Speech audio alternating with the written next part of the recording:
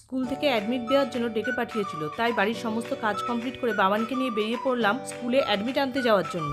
কিছুক্ষণের মধ্যে টুকটুকে করে পৌঁছে গেলাম স্কুলে পৌঁছিয়ে দেখতে পেলাম মা সরস্বতী এখনো বিসর্জন হয়নি, তাই অ্যাডমিট নিতে এসে আমাদেরও দর্শন হয়ে গেল মা সরস্বতীর। অ্যাডমিট নিয়ে স্কুল থেকে বেরোনোর সময় মা সরস্বতীকে প্রণাম করে দুই বন্ধুদের তুলে নিল ছবি। এরপর স্কুলে বন্ধুদেরকে বাই বাই বলে আমরা কিছুক্ষণের মধ্যে চলে আসলাম বাড়ি। সন্ধেবেলায় আমরা দুজনে বেরিয়েছিলাম কিছু কেনাকাটা করতে। প্রথমেই আমরা চলে গেলাম গাড়িতে পেট্রোল পোড়ার জন্য পেট্রোল পাম্পে। চারজন বসেছে একটা স্কুটিতে।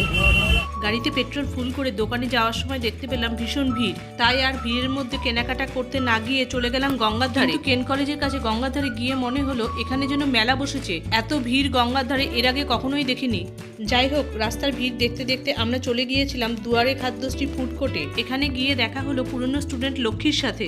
লক্ষ্মী জানালো আমাদের সকল ভিউয়ার্স বন্ধুদেরকে বাই বাই। আর আমরা দুয়ারে খাদ্যশ্রী ফুড কোর্ট থেকে নিয়ে নিলাম গরম গরম গন্ধরাজ চিকেন। এরপরে আমরা রওনা হলাম বাড়ির পথে।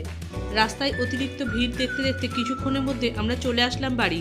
আজকের ভিডিওটা এখানেই শেষ করছি। ভিডিও যদি ভালো লাগে লাইক করো, আর চ্যানেলে নতুন বন্ধু হলে সাপোর্ট করে পাশে থেকো।